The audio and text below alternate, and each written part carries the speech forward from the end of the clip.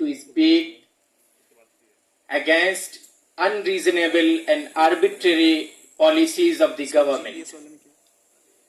It gives us power to speak to the power. It is a document which gives us an abiding hope for future of India and to save the democracy of India. And I will say it is still a hope to protect diverse and composite culture of India.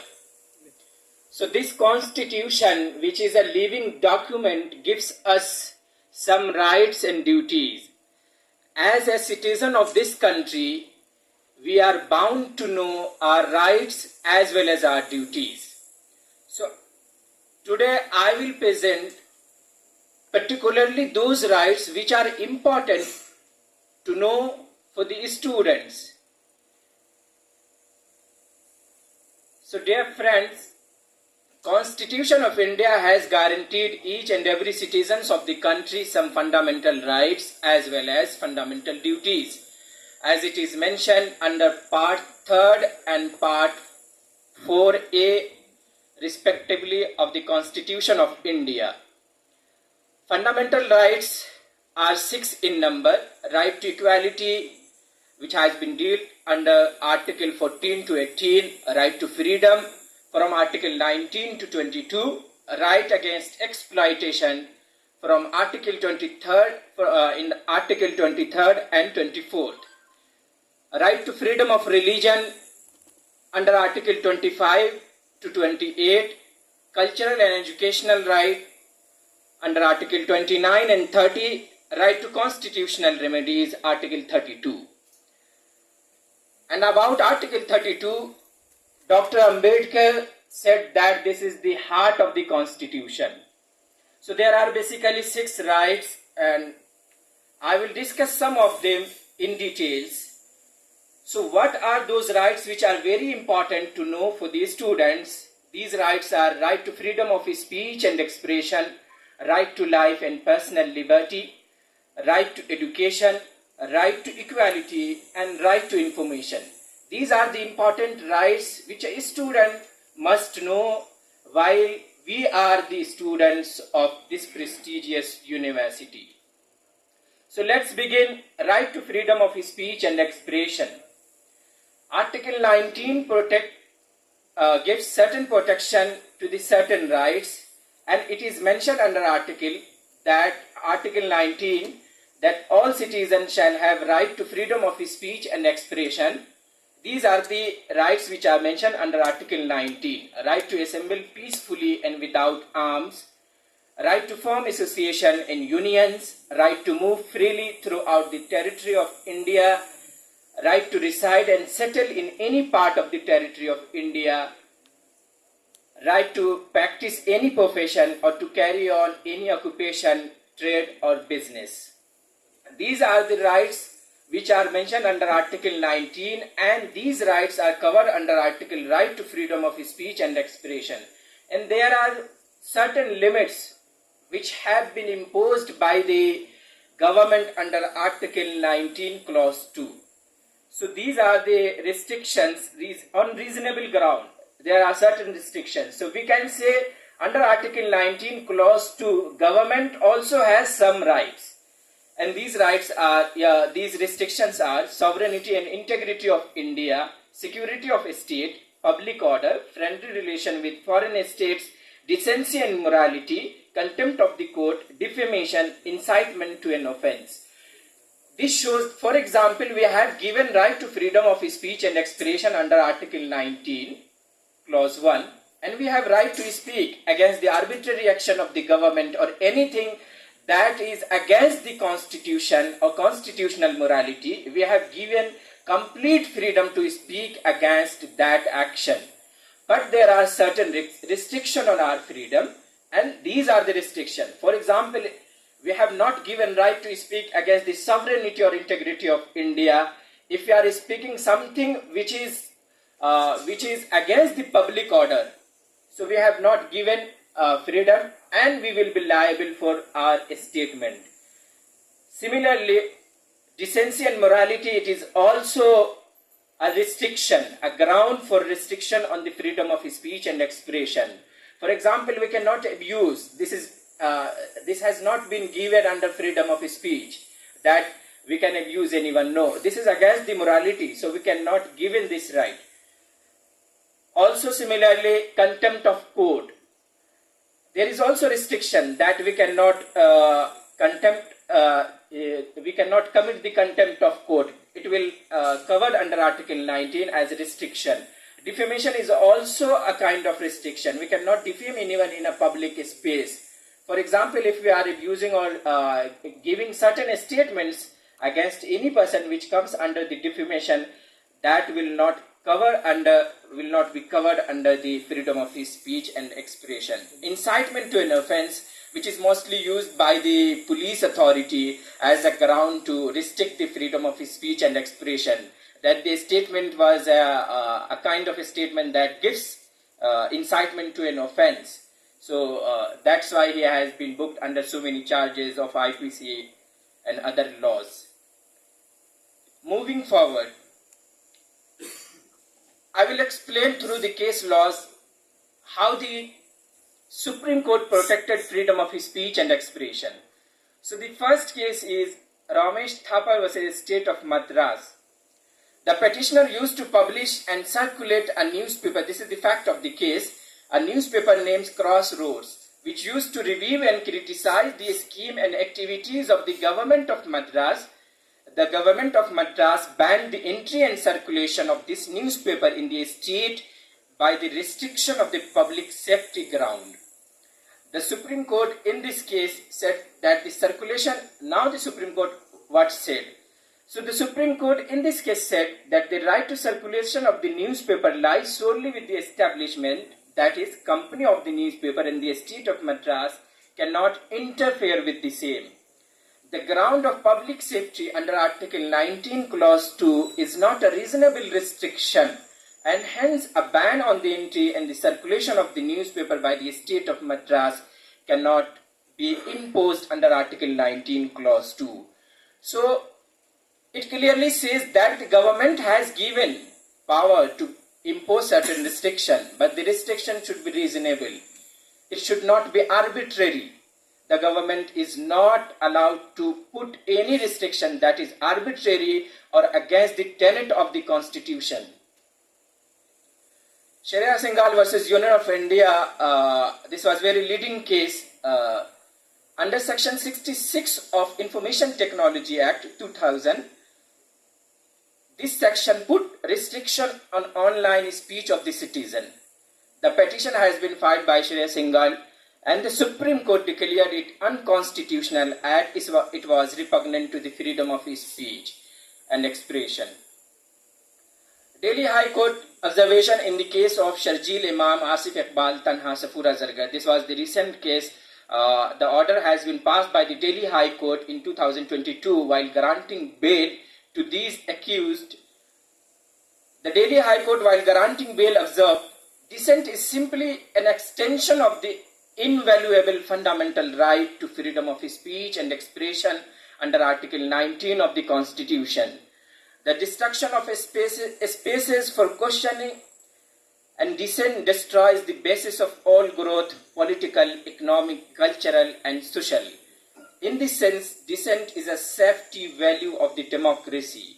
The court also quoted Mahatma Gandhi, "Conscience is the source of dissent," asserts Gandhi.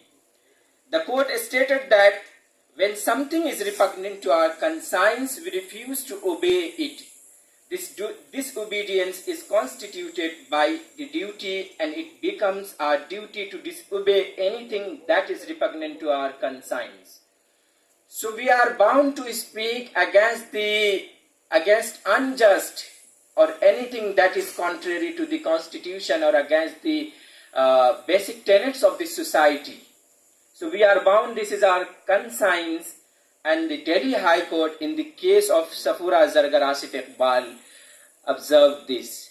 In this case, in the similar case, the Delhi High Court also observed that there is a thin line difference between the criticism to the policies of the government and to speak against the state. and the government should think about it and should discriminate among these two. Biju Emmanuel versus State of Kerala. This was very leading case also.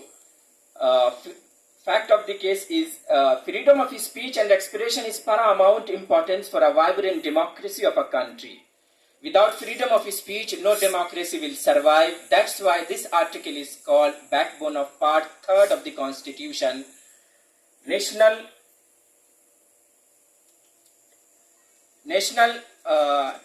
anthem. That was omitted. National anthem was sung during the morning assembly at school. 3 children from Jahua community stood politely in the attention position but did not sing. The children were expelled from the school on July 26, 1985 on the orders of the Deputy Inspector of the schools. The children filed a petition in the Kerala High Court for an order preventing the authorities from preventing them from attending the school. The plea of the children was rejected by the High Court. They moved to the Supreme Court on a special leave petition under Article 136 of the Constitution. Now the Supreme Court has delivered the judgment. The Supreme Court ruled in this case that 3 students were not guilty of disrespecting the national anthem simply by refusing to sing it. Furthermore, they always stood in respect. The children's expulsion from school was an infringement of their fundamental rights to freedom of expression under Article 19 and freedom of religion under Article 25 of the Constitution. Supreme Court also said, and that is very important in current time, our tradition teaches tolerance, our philosophy preaches tolerance, our Constitution practices tolerance. Let us not dilute it. Aishat Sifa was a state of Karnataka. This was also a very common among the people and in news also. Karnataka High Court held hijab is not an essential practice of Islam and allowed the ban on wearing headscarves. The case went to the Supreme Court. The Supreme Court finally passes a split verdict in hijab case. Justice Hemant Gupta upheld the Karnataka High Court judgment, while Justice Sudhanshu Dhulia set aside the judgment of the High Court and said the High Court took a wrong way. It is ultimately a matter of choice under Article 19 Clause 1 Subclause A and Article 25 Clause 1. It is a matter of choice, nothing more or nothing less. So Justice Sudhanshu Dhulia said this. Right to life and personal liberty under Article 21. So this is also very important. We have given right to life and personal liberty. Without personal liberty, there is no concept of right to life. So there is a case, A.K. Gopalan was a state of Madras. This is a very leading case. A.K. Gopalan was detained under the Preventive Detention Act of 1950. Mr. Gopalan then filed a petition under Article 32 Clause 1 against the orders served under Section 3 Clause 1 of the Preventive Detention Act 1950. He contended that the order passed under the Prevention and Detention Act is violating his fundamental rights under Article 14, 19 and 21 of the Constitution. He further stated that the order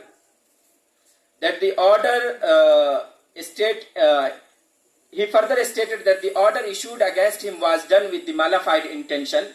Supreme Court by 5-1 majority held personal liberty means freedom of physical body only, nothing beyond it. Court also said only a free man can enjoy freedom under Article 19. This means when a person is under detention, he cannot enjoy freedom given under Article 19. So basically the majority has interpreted a narrow interpretation given by the majority. Only Justice Fazal Ali gave dissenting opinion. He said that detaining someone without valid reason and justification for his detention is illegal and hence violation of Article 21. I will conclude this after the case, inshallah. So have patience. Manika Gandhi case versus Union of India. The Supreme Court overruled A.K. Gopalan judgment in this case. The petitioner Manika Gandhi was issued a passport. The regional passport officer ordered her to surrender her passport. The petitioner was also not given any reasonable ground while citing the public interest, the petitioner approached the Supreme Court contending that the state act of impounding her passport was a direct assault on her right of personal liberty as guaranteed by Article 21. Section 10(3) subclause C of the Passport Act 1967 is void because it violates Article 14. Any law depriving a person of his personal liberty has to extend a test, Supreme Court said. After the case of Maneka Gandhi, Article 21 now protects right to life and personal liberty of the citizens, not only from executive action but also from the legislative action. So basically the dissenting opinion of Syed Fazal Ali in the A.K. Gopalan case was upheld by the majority in this case, Maneka Gandhi. ADM Jabalpur versus Shivkant Shukla. This was also leading case. President of India in the exercise of his power conferred by Clause 1 of Article 352 declared emergency. This was the time of Indira Gandhi. By using power under Article 359 Clause 1, President has declared that right to move any court for the enforcement of fundamental rights will remain suspended, including enforcement of Article 14, right to equality, Article 21, right to life and personal liberty, and Article 22, protection against preventive detention. The people who were considered political opponents or critics of Srimati Indira Gandhi was arrested in the name of preventive detention, including eminent political leaders like A.B. Vajpayee, Jayaprakash Narayan, and others. Matter went to this Supreme Court. Listen to judgment.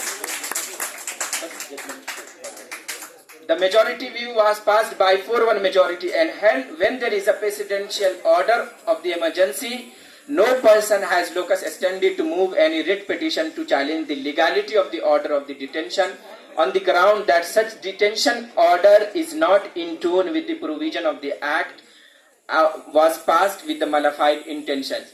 Justice Khanna only delivered the dissenting opinion. He said right to life and personal liberty are the basic tenets of the society, and the state cannot deprive of a citizen her life and personal liberty without due authority of law. This judgment was widely criticized by the citizen, and it was said that if the government will detain judges of the Supreme Court now, then they cannot even protect their liberty. After emergency, 44 Amendment Act came where it was declared that the enforcement of Article 20 and 21 cannot be suspended. So thank you for your